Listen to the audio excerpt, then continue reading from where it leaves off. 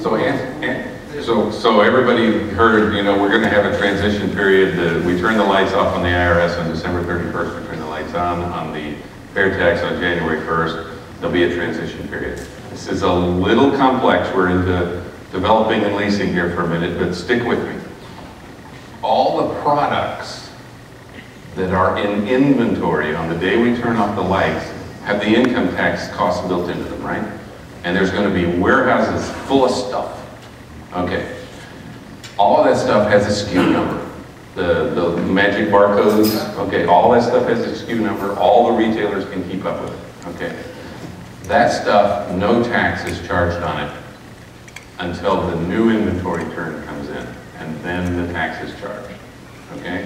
So that way you're not double taxed, and it's very easy to keep up with 90% of the retailers who collect 8% of the retailers who collect 90% of the taxes. Those are the sophisticated retailers. We're not talking Sister Sadie's antique store down the road, okay? But again, 90% of the sales taxes are collected by 8% of the retailers. So that's a transition rule that is built into the bill to smooth that out. There are a couple other details in there for transition rules. It's going to be a chaotic time.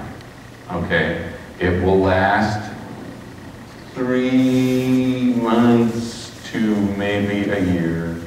There'll be upsets, but again, I emphasize, the most sophisticated retailers collect 90% of the tax.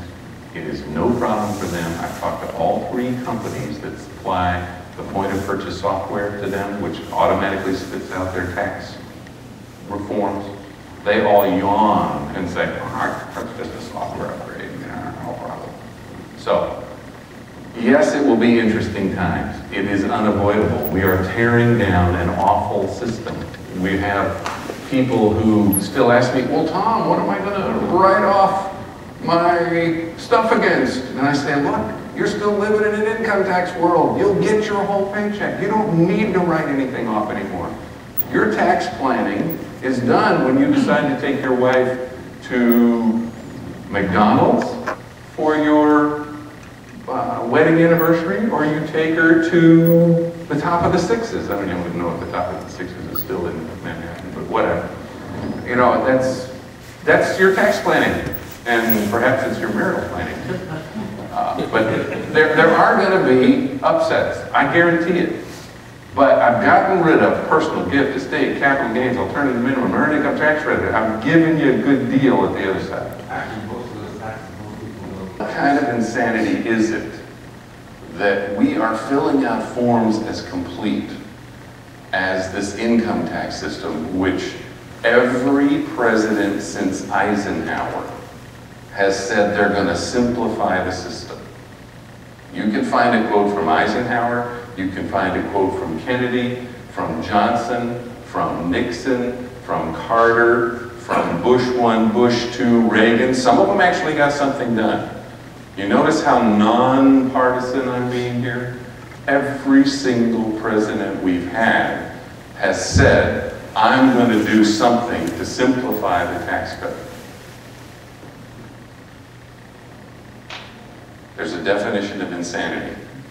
That is doing the same thing over and over and expecting a different result. Everybody with me? Every single president, Republican or Democrat, since Eisenhower has promised a simplification of our tax code. And if you look, every time Congress has told us they're going to simplify it, they've made it more complex. The income tax system is a broken system. It is irreparable. It cannot be fixed. There is no way. It is now so complex. How much do we spend every year just to fill out our tax?